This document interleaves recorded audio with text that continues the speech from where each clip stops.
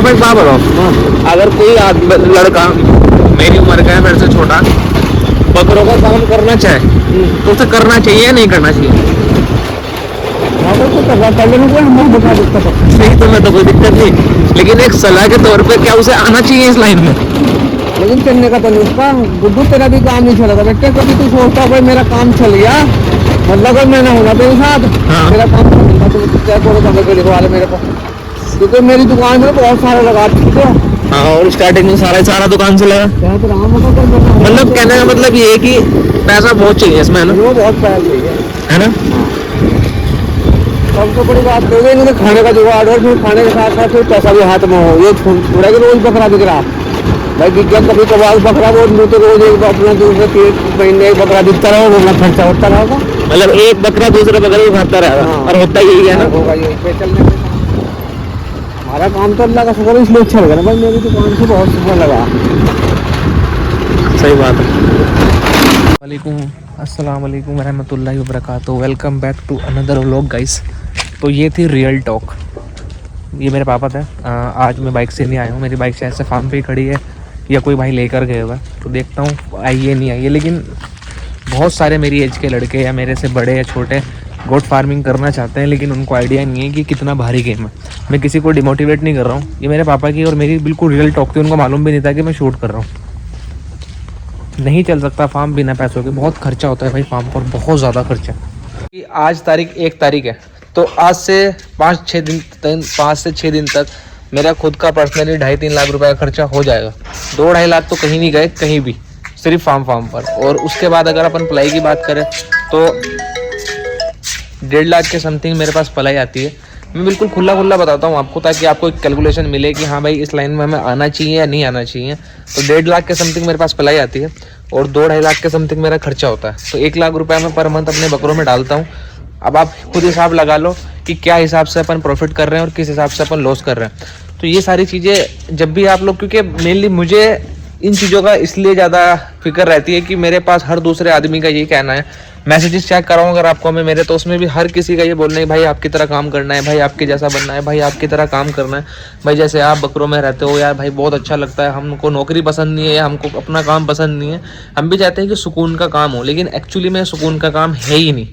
इसमें इतना ज़्यादा सुकून खराब हो जाता है इंसान का कि रात को 3 बजे 4 बजे कभी भी आदमी को फ़ोन कॉल आ जाए अगर फार्म से, तो फट के 4 हो जाती है कि यार अल्लाह रहम करे क्यों इसने टाइम पे फ़ोन कर रहा है। तो सारी चीज़ें हैं। उसके बाद इनकी फीड मैनेजमेंट, अब देखो जैसे आज का दाना है, कल को दाना लेकर ही आना है। अब पलाई आए या ना आए वो एक अलग मसला है, पलाई आएगी या नहीं आएगी वो अलग सिस्टम है। बकरों को कल को खाना चाहिए ही चाहिए, तो आज हमें पैसा चाहिए ही चाहिए रहेगा। तो ये सारी खैर अल्लाह का शुक्र है सब कुछ है, मैं ये नहीं कह रहा हूँ कि है नहीं मेरे पास, मैं आपको सिर्फ ये समझाना चाह रहा हूँ कि हर किसी के पास नहीं होता। तो वो सारी चीज़ों का हिसाब लगा कर ही गोट फार्मिंग में आना, क्योंकि सबसे बड़ा ख्वाब जो दिखाता है गोट फार्मिंग का, वो दिखाता है कुर्बानी का सीजन। सपोज जैसे मैं बकरा ईद में काम कर रहा हूँ, मैं भले ही 2 रुपए का बकरा बेचूंगा, लेकिन मैं बताऊंगा 3.5 रुपए का, ठीक है? तो आदमी हिसाब जोड़ता है कि यार इतना बड़ा बकरा तो मैं वहाँ से मिल रहा था मुझे 30,000 का, इसने 60,000 का बेच, जैसे एक बकरे पर 30,000 का प्रॉफिट हो गया। और बताने वाले बताते भी हैं कि भाई मेरे को कुर्बानी में 2 लाख बचे, मेरे को 3 लाख बचे, मैंने बकरे पूरे साल पाले थे, मुझे इतने बच गए। लेकिन वो हकीकत नहीं होता। हर किसी को प्रॉफिट और लॉस बहुत मिनिमम ही मार्जिन पे रहता है गोट फार्मिंग में। और पिछले 3-4 सालों से तो आप सभी को मालूम है कि क्या हाल है कुर्बानी के टाइम पे।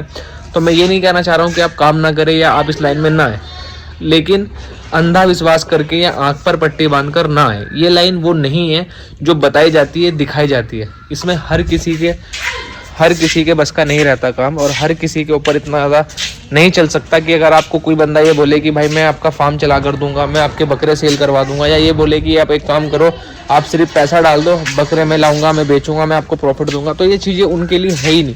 अगर आप पे खुद पे करना आता है तो ही इस लाइन में आओ, और इस तरीके से शुरुआत करो कि ताकि आपको समझ में आए। अगर आप सपोज करो किसी और बिजनेस में बहुत अच्छा कर रहे हो और आपका शौक है और उसमें ही आप सोचते हो कि थोड़ा बहुत आगे बढ़ जाए, तो बहुत बेस्ट है। लेकिन अगर आप चाहते हो कि मैं पर्टिकुलर इसी बिजनेस को करूँ, तो फिर आप शायद से स्टार्टिंग में बहुत ज़्यादा मार खाने वाले हो, क्योंकि ये प्रॉपर ऐसा बिजनेस नहीं है जिस पे आप लोग डिपेंड रह सको पूरे साल की अपनी घर के खर्चे पे। तो मैं ये इसलिए बताना चाह रहा हूँ, और इसलिए मैंने ये चीज़ें बताई कि काफ़ी टाइम से मेरा मन था कि जब भी मैं पापा के साथ कहीं जाऊँगा तो मैं ब्लॉग शूट करूँगा। मैंने पापा को बताया भी नहीं था कि मैं शूट कर रहा हूँ, ना ही मुझे ऐसा लगता है कि उनको मालूम था, क्योंकि वो जब ब्लॉग एंड भी हो गया तब भी मुझे बताते ही जा रहे थे। और हकीकत बात यह है कि जब मेरे पापा ने मुझे जितना सपोर्ट किया है शायद ही किसी ने इतना किया हो, क्योंकि मैं लॉकडाउन में हमने हमारा फार्म शुरू किया था और उस टाइम पे मेरे पास मुश्किल से 1.5 लाख रुपए थे और 1.5 लाख रुपए में मैंने फार्म भी बनाया था। 30-40 हज़ार रुपये का मेरा शेड भी बना था, वो सबसे छोटे वाला फार्म था जो। और उसके बाद मैं बकरे भी लेकर आया था और मेरे साथ बहुत बड़ा फ्रॉड भी हुआ था उस टाइम पे कि मैं बकरियां लेकर जो आया था वो मुझे सारी ख़राब दी गई थी। लेकिन खैर वो एक अलग मसला है, उसके बारे में अपन ज़्यादा बात नहीं करते। बस आपको इतना बता दूँ कि उस टाइम पर मेरे पास मुझे इतना नहीं पता था बकरों के बारे में। मैं सिर्फ बकरे खरीद कर लाया, फीड वीड का मुझे कुछ भी मालूम नहीं था। मुझे ऐसा था कि घर में जो वेस्टेज बचता है उसी को ही खिलाकर हम लोग बकरे बना लेंगे। उस टाइम मैं बकरियाँ लेकर आया था 4-5 आई थिंक। तो मेरे पापा ने मुझे बहुत ज़्यादा सपोर्ट किया था, बहुत ज़्यादा सपोर्ट। उनकी कोई कमेटी वगैरह उठी थी वो उन्होंने मुझे दे दी थी और भी बहुत सारी चीज़ों में उन्होंने हेल्प की। जैसे हमारी परचून की दुकानें सभी कोई मेरे जानने वालों को पता है, तो परचून की दुकान पर से हम लोगों ने बहुत सारा सामान लेते थे कि पापा ये वाला दे दो, ये दे दो। पापा मना भी नहीं करते थे कि भाई अगर मैं नहीं दूंगा तो देगा कौन इसको। तो स्टार्टिंग में मुझे मेरे पापा ने इस तरीके से सपोर्ट किया। मैं बहुत लकी समझता हूँ अपने आप को कि मेरे घर वालों ने मुझे इस लाइन में सपोर्ट किया। हर किसी के फादर मदर इस चीज़ को सपोर्ट नहीं करेंगे, क्योंकि मेरे जो रिश्तेदार वगैरह हैं वो मुझे सपोर्ट नहीं करते थे डे वन से। उनको ये था कि यार ये बच्चे को क्या काम करवा के दे दिया तुमने, बकरियों के पीछे भागा फिरेगा, रिश्ता भी नहीं होगा, पता नहीं XYZ बहुत कुछ बोला जाता था। लेकिन अल्लाह का शुक्र है, अल्लाह ने इज्जत बख्शी। लेकिन मैं आपको सिर्फ इतना बताना चाहता हूँ कि अगर आप गोट फार्मिंग में आना चाहते हो तो सबसे पहले अपना बैलेंस बहुत ज़्यादा कैलकुलेट करो, कैलकुलेशन करो और देखो कि आप कहाँ तक झेल सकते हो, क्योंकि ये लाइन आपको बहुत परखने वाली है। और एक जैसे आपकी फैमिली का सपोर्ट होना आपको बहुत ज़रूरी है, या फिर आपका खुद का बैंक बैलेंस इतना हो कि आपको किसी की सपोर्ट की ज़रूरत ना पड़े। मैं उस टाइम पे कुछ भी नहीं करता था, तो मुझे बहुत ज़्यादा ज़रूरत थी मेरे पापा वगैरह की, और अल्हम्दुलिल्लाह अल्लाह ने इज़्ज़त रखी और अल्लाह ने कामयाब भी किया। लेकिन मुझे अगर आपको समझाने की ज़रूरत पड़े कि भाई अगर आप आना चाहते हो तो मैं सिर्फ एक ही एडवाइस दूंगा कि सबसे पहले अपना बैंक बैलेंस मजबूत करो। ये बहुत भारी गेम है, हर कोई इसके बारे में आपसे नहीं बताएगा, लेकिन मैं आपको क्लियर बता दूं कि आज अगर आपके पास पैसे नहीं और आपको मजबूरी में बकरा बेचना पड़ जाए तो आपको खुद को पता है कि उसको क्या बोला जाता है बकरेबाजी की लाइन में, कि चांस का माल है ले लो। फटी को बेच रहा है खरीद लो, भाई परेशानी में है सस्ता दे देगा, इस तरह के वर्ड्स यूज होते हैं जब कोई ब्रोकर या कोई बंदा किसी को बकरा दिलाता है कि भाई ये वाला बकरा ले लो, बंदे को मजबूरी है इसलिए बेच रहे हैं, भाव में दे देगा। तो अगर आप लोग खुद बकरा भाव में बेच रहे हो, सपोज आप 10 का माल 7 में बेच रहे हो, तो आपको कुछ बचने वाला नहीं है, सिर्फ आप अपनी मजबूरी खत्म कर रहे हो उस बकरे को बेचकर। तो ये सारी चीज़ों का हिसाब लगाओ और उसके बाद गोट फार्मिंग में हो। खैर ये हो गया एक पूरा टॉपिक। इसके बाद इंशाल्लाह आप लोगों को मुझे ऐसा लगता है कि जरूरत नहीं पड़ेगी कभी किसी से पूछने की कि भाई मुझे गोट फार्मिंग करनी चाहिए या नहीं करनी चाहिए, अगर आप लोग को सही तरीके से समझ पाओगे तो। ये मैं अपने एरिया की बता रहा हूँ, हमारे एरिया में एक भी फार्म नहीं है, कोई बकरों का क्रेज नहीं है। मैं आपको क्लियर बता दूं, कोई बकरे ज़्यादा नहीं रखता।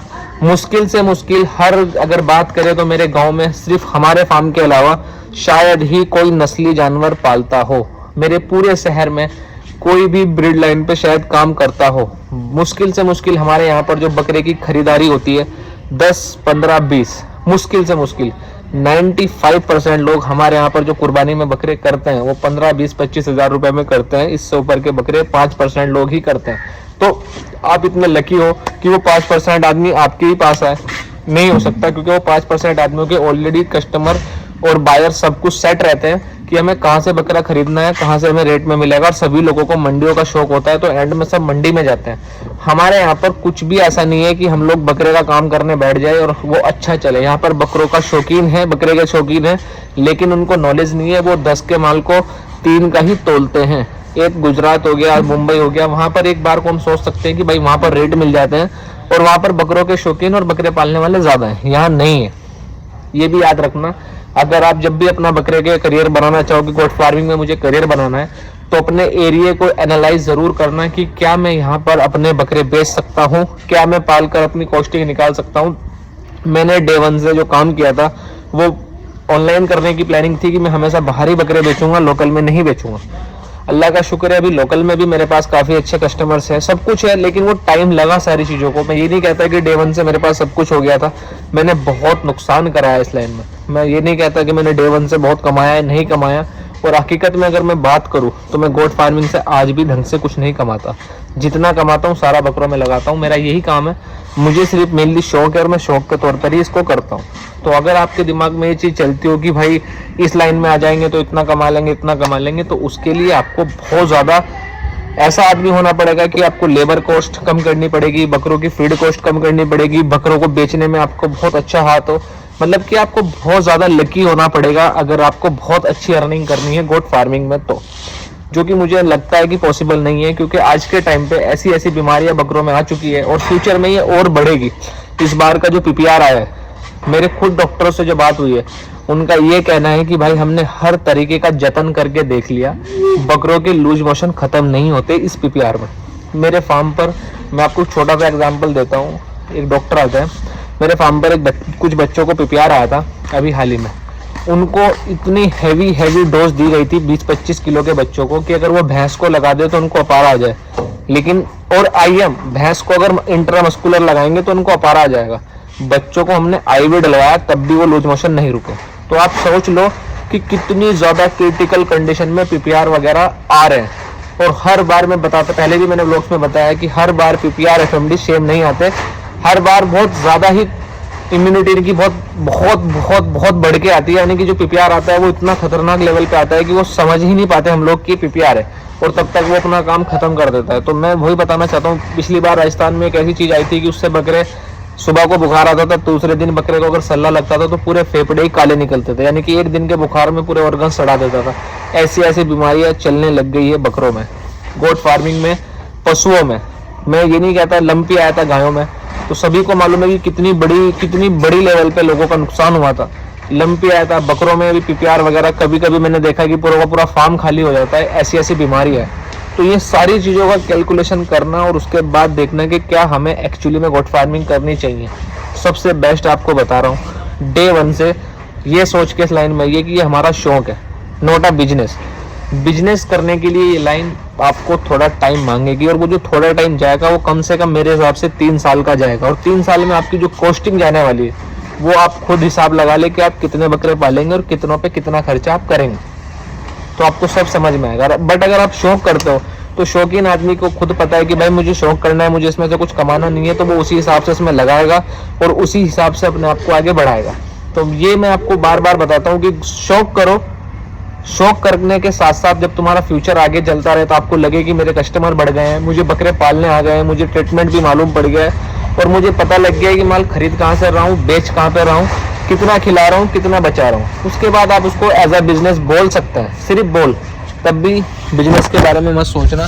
उसके बाद फिर जो आपको लगा उसको इम्प्लीमेंट करो 1-1.5 साल, और फिर देखो कि हाँ भाई मैंने इतना कमा लिया और अभी मैं इस लेवल पे फार्म डाल रहा हूँ, इस लेवल पे मैं कॉस्टिंग कर रहा हूँ। अभी हो क्या रहा है, लोग बाग वीडियोस देखते हैं कि हाँ यार सामने वाले ने इतना बड़ा फार्म बना लिया, सामने वाले ने इतना कर लिया, हम भी बना लेंगे, हमारे पास भी 20-25 लाख रुपए पड़े हैं, हम भी लगा देते हैं इनको। वो 20-25 लाख कब आपके 2-3 लाख रुपए बचेंगे आपको खुद मालूम नहीं पड़ेगा। तो इसलिए सबसे बेस्ट चीज़ है कि आप शौक करो। बकरेबाजी में सबसे बेस्ट है कि आप अपने शौक के जानवर खरीदो, शौक में रखो, बाद में आपको अगर रेट मिलता है तो बेच दो, नहीं तो आपका शौक है चल रहा है चलने दो बस।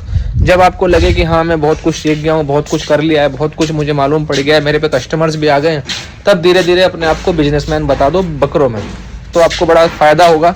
वरना नहीं, डे 1 से इसको एज अ बिजनेस करोगे तो नुकसान रहेगा। ये थी आज की व्लॉगिंग, आज का व्लॉग।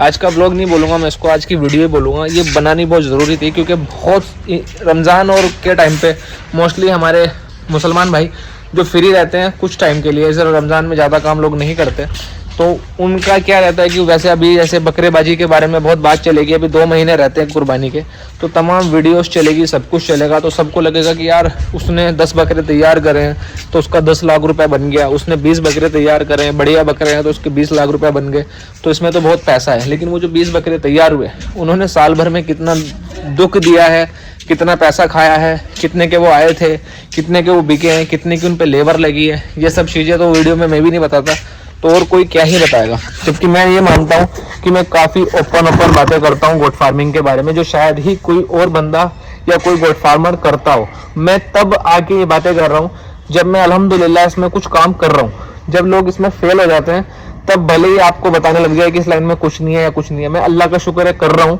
तब आपको समझा रहा हूँ कि भाई ऐसा नहीं है, हर चीज हरी हरी मत देखा करो। अगर दूर से देख रहे हो तो सारी घास हरी नहीं है, पास उतरोगे तो आपको समझ में आएगा कि इसमें बहुत भारी गेम है पैसों का। तो पैसों की ऐसी तैसी ना करके आप लोग अपना शौक बढ़ाओ। शौक में आपका अगर नुकसान भी होगा तो वो आपका एज अ शौक था, चलो कोई नहीं, खत्म हुआ, आगे नहीं करेंगे, आगे देख कर करेंगे। लेकिन अगर आप करोगे कि आप अपने घर वालों को बोलते हो, जैसे मेरी एज के लड़का कोई घर वालों को बोलता है कि मुझे 25 लाख 20 लाख या 10 लाख दो, मुझे बकरे लाने हैं, कुर्बानी में मैं बेचूंगा, तो भाई क्लियर सी बात है कि 2 ही बकरे ला के बेच के देख लो आपको क्या प्रॉफिट होता है। अगर आप उनको 2 को बचा गए, उनमें 10,000 5,000 बचा गए, फिर 3 लाना, फिर 4 लाना, फिर 5 लाना, ऐसे ऐसे करके लाइन में आना। एक साथ अगर 50 बकरे लाओगे तो यकीन करना 1-2 बकरा बिस्मिल्लाह हो ही जाना है, और वो जो बकरा जाएगा वो सारे बकरों का प्रॉफिट लेके जाएगा। क्योंकि जब इतनी दूर से बल्क में जानवर आते हैं तो 50 बकरों को टैकल करना बहुत दिक्कत वाली बात है। 2 बकरों का इलाज आप करा सकते हो, ठीक है। तो आई होप आपको पूरी बात समझ में आई होगी। तो अभी मिलते हैं आपसे इंशाल्लाह कल के व्लॉग में, तब तक के लिए खुदा हाफिज़।